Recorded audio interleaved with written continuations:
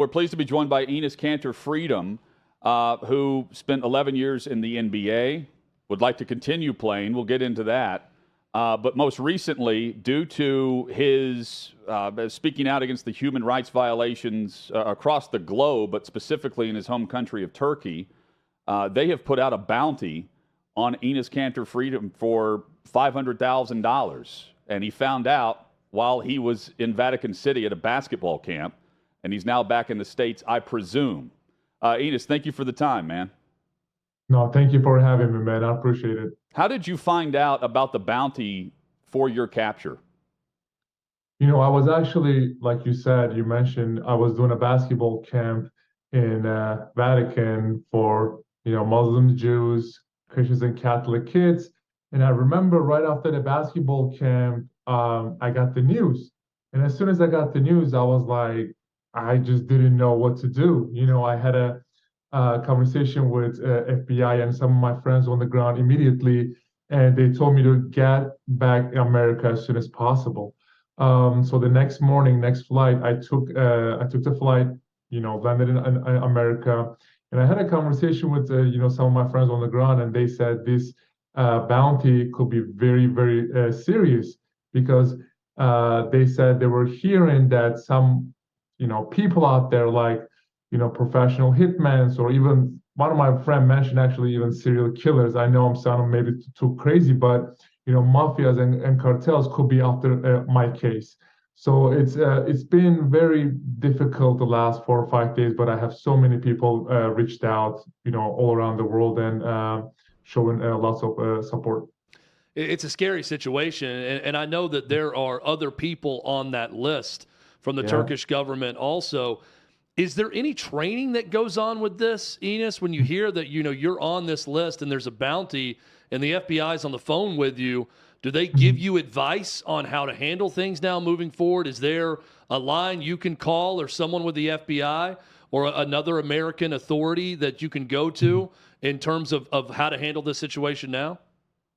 So I'm not I'm trying to tell people I'm not the only one on that list. Actually, there are so many other innocent journalists or innocent, academics, professor, athletes, celebrities are on that list just because of they don't think the same way what Erdogan thinks. They are opposition. So if in a country like Turkey, if you say anything or if you tweet anything against Erdogan or Erdogan's regime, you'll be in jail the next day. Actually, it's a crazy story.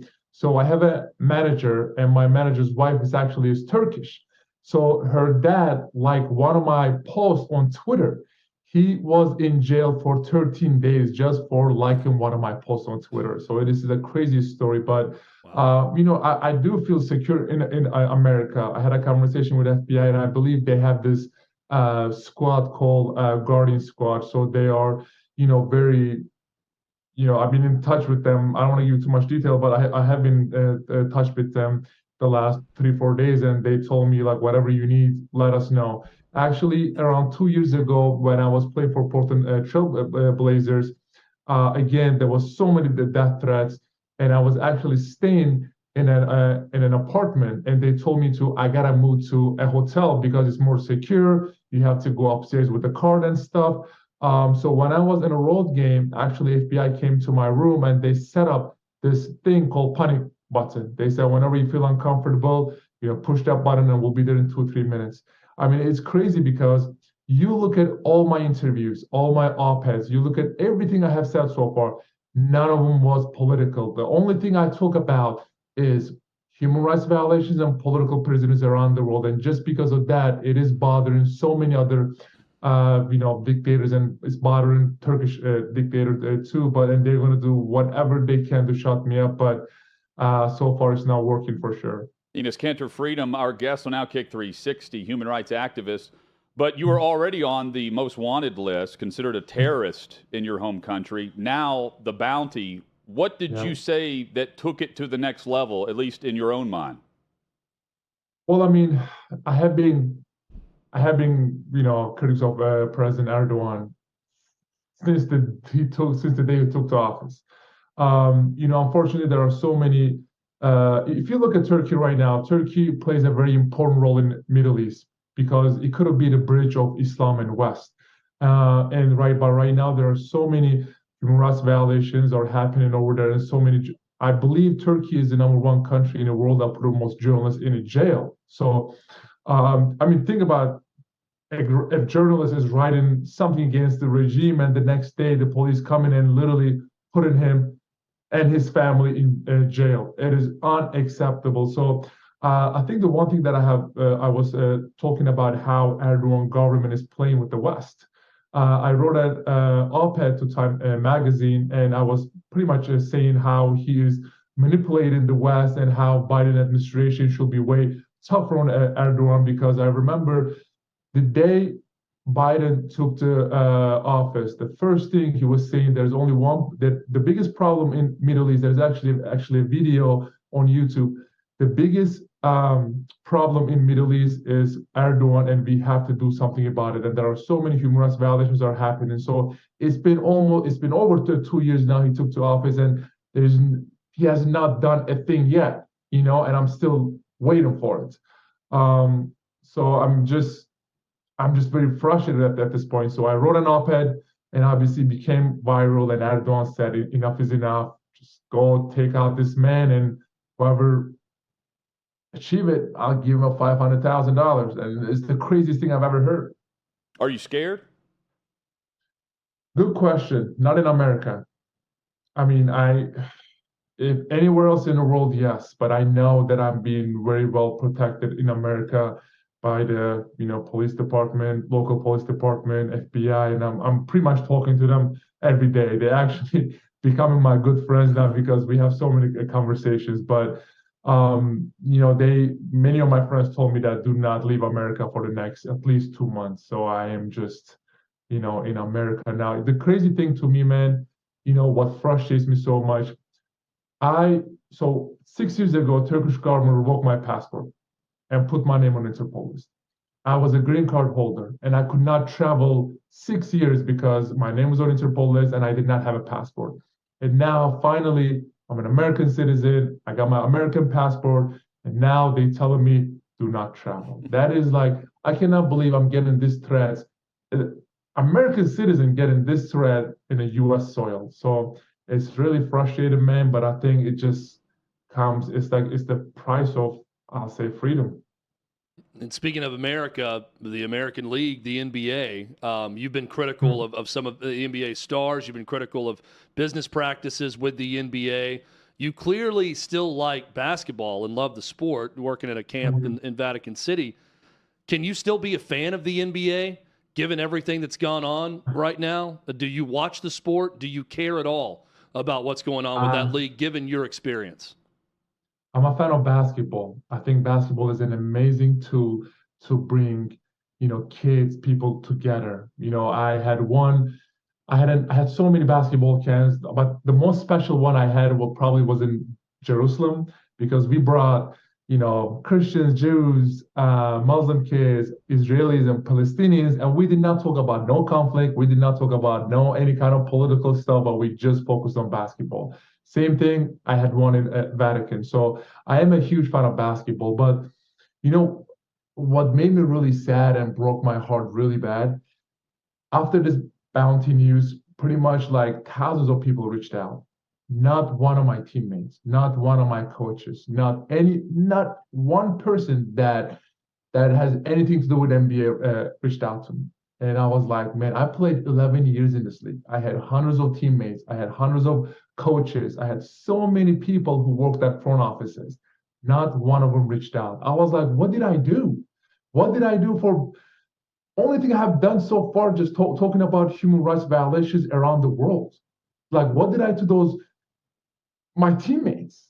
What did I do to my coaches? They were like my brothers, So all of a sudden now, I am this guy that then is like, I don't know if you ever watched, like, I make this joke, like, I don't know if you ever watched, like, Harry Potter, guy named Voldemort, he who should not be named. Yeah. This is literally, they view me as. I just cannot understand, just because of I won, peace and freedom and democracy in some other countries out there in the world, that makes me a bad guy. And now they're scared to even pick up the phone and say, hey, man, we just heard the news. Sorry, we're praying for you. That's seriously all I needed. But no, nothing, man. Not one athlete reached out. And you've been in those locker rooms, you've been with different teams, you've been in the league, you know how things operate at times. Enes, do you think that they're being ordered and told not to reach out to you and not to have any contact with you from their bosses within the team and within the league? I played in 5 different teams, and I had hundreds of teammates. I promise you, I never called them my teammate. I called them my brothers because they were so close to me, so close to me. Some of the things that happened in my life before this China thing, they were my biggest supporter. Whenever I walked in a locker room, they were saying, "Hey, man, we are here for you. Let us know." The day I talked about China, the day I criticized Nike, the day I said NBA is bowing down to dictatorship, my phone, I promise you, like I can show you my recently called the text messages. Not one of my teammates reached out, and to me, they're still my brothers. I still actually I don't watch any NBA games, but I still check my my brothers' stats and see what they're doing and see if they're healthy or not. But it just breaks my heart, man. I did not do anything bad. I did not say anything wrong, or I did not say anything illegal. All I want is that there's a genocide happening in China and we have to stand up for it. Nike, the biggest hypocritical company in the world, or NBA, stop bowing down to Chinese dictatorship. This is not political. This is human rights, because human rights is about politics. And so just because I talk about these stuff, it makes me a bad guy, and they're even scared to reach out to me. Enes, I believe they are being told that do not reach out to Enes, do not text or call him. Just act like he's not existing. Enes Kanter Freedom, our guest, human rights activist, and right now he has a bounty for his capture in his home country of Turkey, and he joins us here in the United States. Just a personal question. I'm just curious. Who do you trust with all this going on? I know you likely have friends that you trust from years ago, but I would imagine it's very difficult to make friends and allow them into your inner circle. Yeah. Um, it's a tough situation because at this point I don't know who to trust. I really don't know. I mean, all my whole life it was all about NBA and basketball, and now they left me alone. My even own mother or my father cannot even pick up the phone and call me and say, "Hey, man, hi, son, how you doing?" So that's not going to happen. So I mean, I am a citizen of America, and I'm expecting obviously the Biden, or forget about President Biden, but someone from the Biden administration come out and just say this is unacceptable. That's literally all I need, but I'm not hearing that. I am not hearing that. Um, Good question. I really don't know who to trust at this point anymore, because everyone that I have trusted so far just left me alone out there. So at this point, I'm really not sure.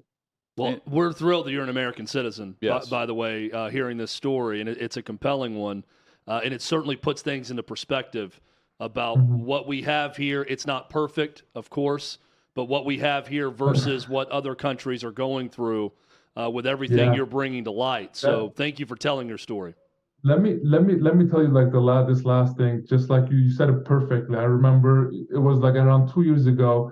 I remember, I was in a locker room with some of my teammates, and obviously they were criticizing America. They were saying this all kind of stuff, and I stopped them. I was like, listen, this summer after the season, let me buy your ticket, first class ticket. Let me buy your ticket, and let's go to some of the countries out there, like Russia, like Iran, like Venezuela, like Cuba, like North Korea, like Nicaragua, and I can go on and on, you know. And you guys can see with your own, like China, you guys can see with your own eyes what a dictatorship looks like. You guys can tweet and say whatever you want in this country, but you go to those countries and you say anything against the regime, you will be in jail the next day. No one will hear from you ever again. But I just wish I can take my teammates who criticize America to those countries and be like, see it yourself. There's so many people that will agree with everything you're saying. Not many will sacrifice what you're sacrificing. And I know you realize that too. But thank you for what you're doing. And we appreciate the time here today too. Hopefully this is the first of another visit down the road. Of course, man. Thank you for giving me the platform. I appreciate that. Absolutely. Follow Enes on Twitter at Enes Freedom. Enes Kanter Freedom has been our guest.